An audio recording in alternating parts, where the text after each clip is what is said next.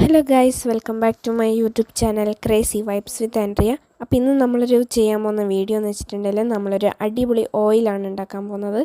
Oil എന്ന് വെച്ചിട്ടുണ്ടെങ്കിൽ നമ്മുടെ സ്കിന്ന് നല്ല വൈറ്റ് ആക്കാൻ, ബ്രൈറ്റ് ആക്കാൻ, സ്മൂത്ത് ആക്കാൻ, പിന്നെ നമ്മുടെ മുറിവുകളിലൊക്കെ വന്നിട്ടുള്ള പാടുകൾ ഉണ്ടാവില്ല, പാടുകളൊക്കെ പോകാൻ, പിന്നെ ചില സ്ഥലത്ത് മാത്രം ഒരു ഡാർക്ക് കളർ ഉണ്ടാവും, ഡിസ്കളറേഷൻ ഉണ്ടാവും, പിന്നെ അതൊക്കെ പോകാനൊക്കെ ഹെൽപ്പ് ചെയ്യും കേട്ടോ.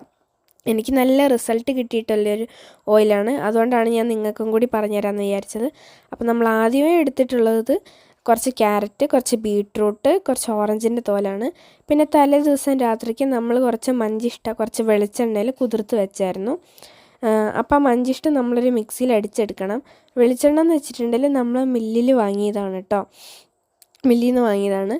പിന്നെ നമ്മൾ ആദ്യം എടുത്ത് വെച്ച ഈ വെജിറ്റബിൾസ് ഒക്കെ ഉണ്ടല്ലോ, ക്യാരറ്റും ബീട്രൂട്ടൊക്കെ, അതൊക്കെ നമ്മൾ നന്നായിട്ട് ചിരണ്ടിയിട്ട് നമ്മൾ അടിച്ചെടുക്കണം.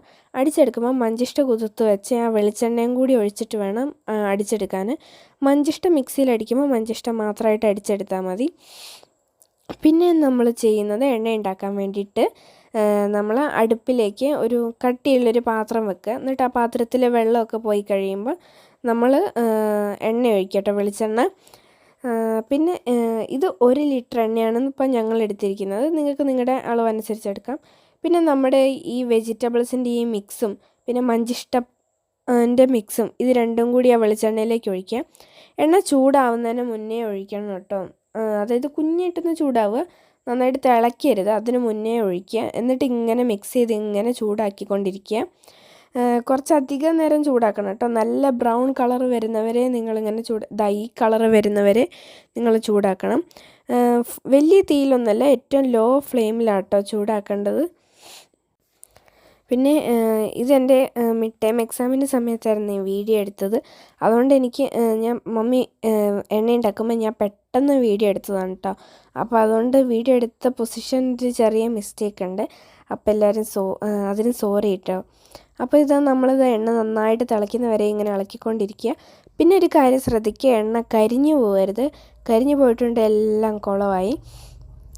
പിന്നെയെന്ന് വെച്ചിട്ടുണ്ടെങ്കിൽ എണ്ണ നമ്മൾ ഉണ്ടാക്കുന്ന സമയത്ത് ഇതിൻ്റെ അകത്ത് സോപ്പോ അങ്ങനത്തെ സംഭവം ഒന്നും വീഴാണ്ട് നോക്കണം, കാരണം എന്താണെന്ന് വെച്ചിട്ടുണ്ടെങ്കിൽ നമ്മുടെ മുഖത്ത് ഉപയോഗിക്കേണ്ടതാണ്.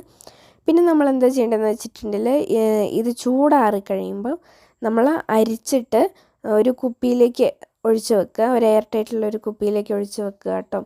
ഇത് അരിക്കണം, അരിച്ചില്ലെങ്കിൽ നമ്മുടെ മുഖത്തൊക്കെ ഇതിൻ്റെ ചണ്ടിയൊക്കെ ആയിട്ട് നമ്മുടെ മുഖമൊക്കെ മുറിഞ്ഞു പോകാനുള്ള സാധ്യതയുണ്ട്. അപ്പോൾ നന്നായിട്ട് അരിച്ചിട്ട് നമ്മളൊരു കുപ്പിയിലേക്ക് ഒഴിച്ച് വെക്കുക. ഇതുപോലത്തെ കുപ്പി തന്നെ വേണമെന്നില്ല, നല്ലൊരു എയർ ടൈറ്റുള്ള കുപ്പി വെച്ചാൽ മതി.